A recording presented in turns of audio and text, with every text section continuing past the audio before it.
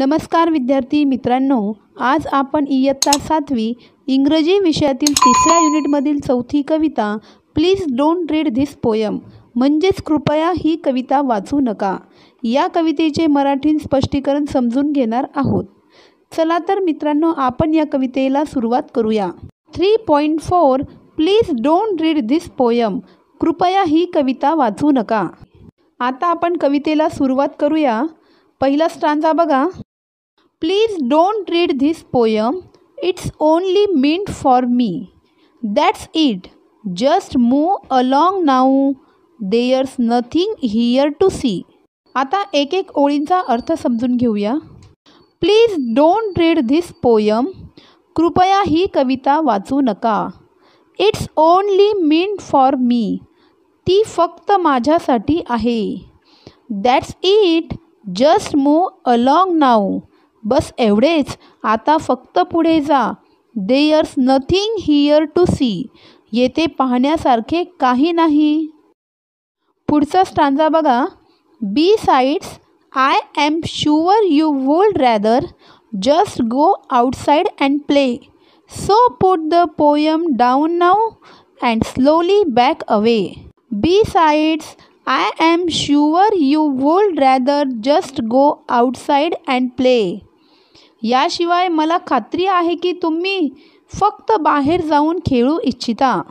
So put them poem down now, म्हणून आता कविता खाली ठेवा। अँड स्लोली बॅक अवे, आणि हळूहळू परत जा। Hey, why are you still reading? That isn't very nice, I have ask you once politely, don't make me ask you twice. Hey, why are you still reading? अरे तुम्ही अजून का वाचत आहात? दॅट इजंट व्हेरी नाईस, ते फार छान नाही। I have ask you once politely, मी तुम्हाला नम्रपणे एकदा विचारलेले आहे। Don't make me ask you twice, मला दोनदा विचारायला लावू नका। I am telling you, it's private, do not read one more line. Hey, that's one more, now stop it, this isn't yours, it's mine. या ठिकाणी कवीने किती छान सांगितलेलं आहे बघा। I am telling you, it's private, मी तुम्हाला सांगतोय ती खाजगी गोष्ट आहे। Do not read one more line, अजून एक ओळ वाचू नका। Hey, that's one more, now stop it, अरे आणखी एक ओळ वाचता, आता थांबा। This isn't yours, it's mine, हे तुमचे नाही, ते माझे आहे। नेक्स्ट स्टांजा बघा। You are not allowed to read this, you really have to stop, if you don't quit this instant, I swear I will call a cop. You are not allowed to read this, तुम्हाला हे वाचण्याची परवानगी नाही। You really have to stop, तुम्हाला खरोखर थांबावे लागेल। If you don't quit this instant, I swear I will call a cop, तुम्ही ही झटपट सोडली नाही तर मी शपथ घेतो की मी पोलिसांना फोन करेन। He will drag you off in handcuffs, he will lock you up in jail and leave you there forever until you are old and frail. He will drag you off in handcuffs, ते तुम्हाला हातकड्यांमध्ये ओढून नेईल। He will lock you up in jail, ते तुम्हाला तुरुंगात बंद करेल। And leave you there forever until you are old and frail, आणि तुम्हाला म्हातारे आणि कमजोर होईपर्यंत तुम्हाला तेथून सोडणार नाही। Your friends will all forget you, you won't be even miss. Your family too will likely forget that you exist.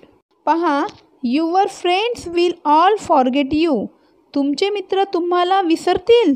You won't be even miss, तुमची आठवण पण येणार नाही। Your family too will likely forget that you exist, तुमचे कुटुंब देखील तुम्ही जिवंत आहात का हे विसरून जातील। Next stanza. And all because you read this instead of having fun. It's too late now, amigo. The poem's nearly done. And all because you read this instead of having fun. आणि सर्व कारणे तुम्ही मजा करण्याऐवजी हे वाचले आहे. It's too late now, amigo. आता खूप उशीर झाला आहे मित्रांनो. The poem's nearly done. कविता जवळपास पूर्ण झाली आहे. या कवितेतला शेवटचा स्टांजा बघा. There's only one solution. Here's what you will have to do. Tell all your friends and family. They shouldn't read it too. Ken Nesbitt. There's only one solution. तुमच्याजवळ एकच उपाय आहे. Here's what you will have to do.